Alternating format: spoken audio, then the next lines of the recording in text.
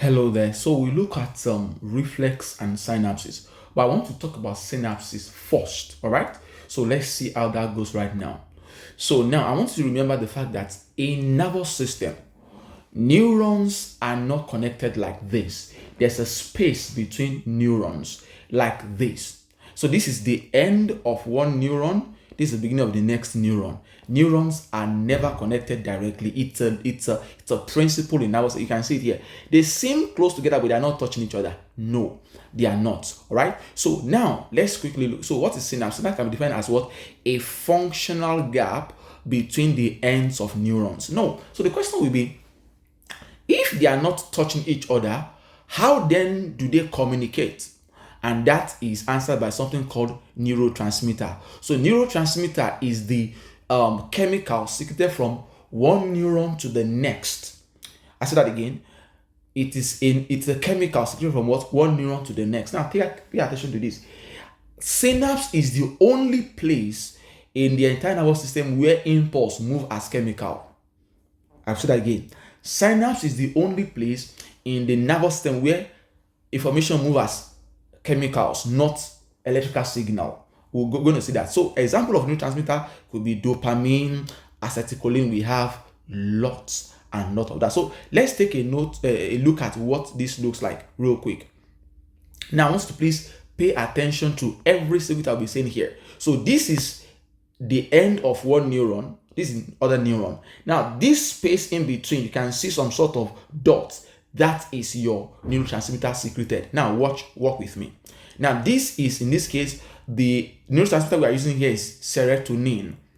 So this one is called presynaptic neuron. Presynaptic neuron. While this is called postsynaptic neuron. All right. Now this guy is the neurotransmitter. All right. So it goes from here to here. Now work with me. Whatever impulse was coming from this presynaptic neuron, it goes into this neurotransmitter in vesicles. See now the impulse has come. It goes into that. It is not secreted. It is released by exocytosis.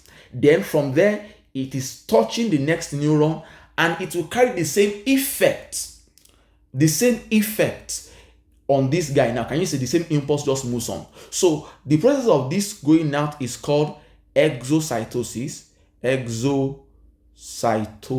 All right, sorry, I'm rushing.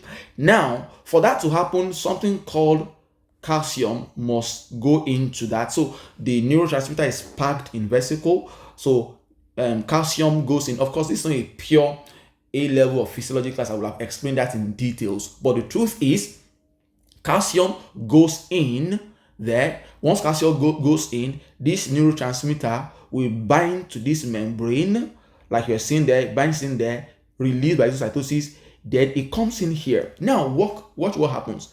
So the impulse will go like that. So whatever it needs to do, if there's another neuron at the end of this postsynaptic neuron, it's going to do the same thing. All right. Now, take note of what happened. This neurotransmitter, you can see what happened. It was taken back. There was a reuptake. Sometimes some neurotransmitter will be reuptaked. Some will be destroyed in that space. So let me show you some few stuff right now. Work with me. So the sequence of event that happens, there's a lot of information on this page. A lot. So I want you to please pay attention. Now, when an electrical signal impulse arrives at the end of the axon on the presynaptic neuron, which was the first one you're seeing. So let me say something like this here. So let me draw that. That's not so nice, but just manage that. So this is the presynaptic neuron, like I showed you in the animation. This is the post. All right. So when it arrives there, chemicals messenger called neurotransmitter are released from the vesicle. So from here, they are released into this space. All right. So the neurotransmitter diffuses across the synaptic gap. So this gap is the synaptic gap. All right. Like you saw here. Let me go back there. This is the synaptic gap there. All right. Hope that made sense. Going back here, please pause the video if you have to, because I don't want this to be too long. Now, so the next neuron is the post after synaptic neuron. That's what you're seeing here. The synaptic, this membrane, whether I say neuron or membrane is okay. So this stimulates the second neuron to generate an electrical impulse that travels down the second axon. So what does that mean? whatever was coming here is passed into the vesicle from the neurotransmitter into this place, then that goes down the second neuron. Now, the neurotransmitters are then destroyed or recycled. So they can be recycled. So in this case here, they are recycled. If you saw what happened there, let me get that off. They were recycled. After the whole thing, it was recycled. That one is different. But they can be destroyed entirely. So let's go back to the other one so you can see what I'm saying. So they can be destroyed or recycled to prevent continuous stimulation. Because if this neurotransmitter stays on this place, on this postsynaptic membrane, it will keep stimulating and stimulating, and we don't want that to happen. We just want it to be, it happens once, then it stops. It happens, it stops. Not all the time. But I'm going to show you something. Let's go back. You see what I'm saying?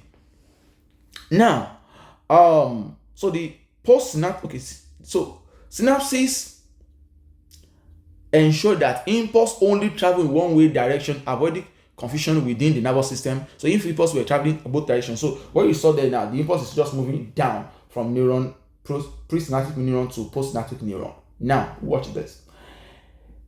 As this is the only part of nervous system where messages are transferred as chemical, I told that already, as opposed to electrical signal. Now hear this. It is the only place where drugs can affect the nervous system, e.g., it's where heroin works. Now please walk with me here.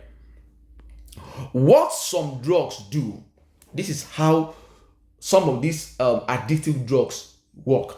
Now, serotonin was released from this presynaptic neuron to the postsynaptic neuron. Now, it is in this case here, it was reuptaked, it was recycled. But what some of those drugs do is that it will prevent them from being recycled. So the serotonin will stay here and we keep, please, I'm using serotonin as an example here.